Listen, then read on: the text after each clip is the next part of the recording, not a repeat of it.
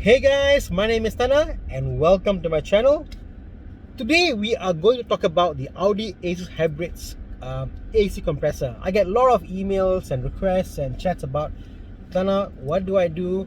My AC compressor fails. Now on that video I said, how do you buy a car AC hybrid with a good compressor? There's a particular code you should buy and that'll be fine. But in the event you get a faulty compressor, you bought the wrong car, you bought the wrong compressor, you did not see my video, you didn't follow my instruction, and if you had bought that car, what do? Well, this video is about that. Let's get into it.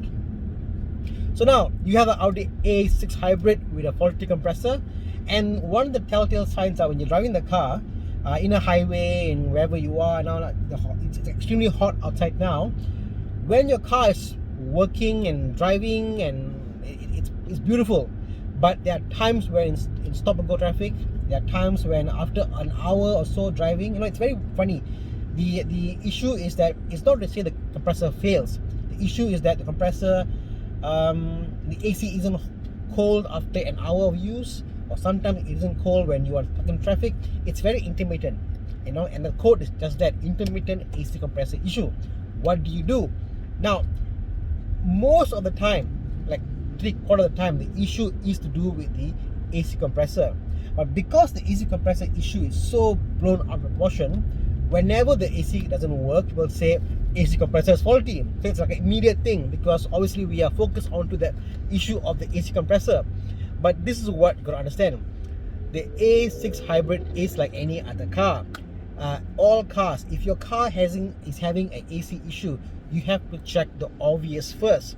What are obvious things with a car? The AC system in the car are linked to a few components.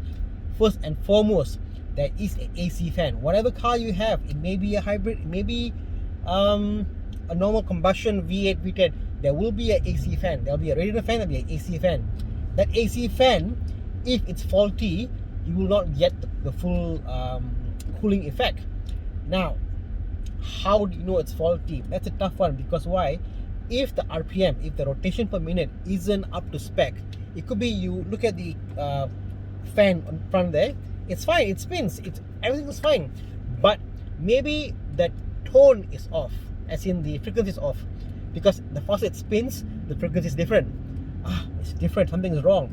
If you have a sensor, OBD sensor, you can plug into your car and you can see what is the actual RPM on that fan. So if the fan is faulty, you also get an issue. That's one issue.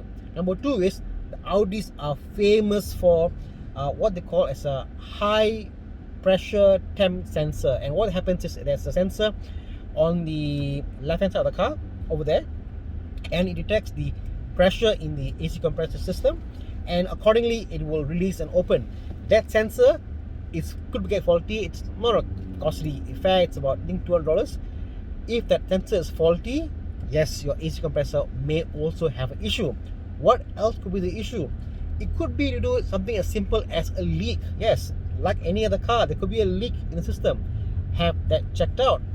Or, which is not so obvious, nothing to do with the AC at all. Think about this. Your AC could be faulty for an issue nothing to do with the AC compressor at all.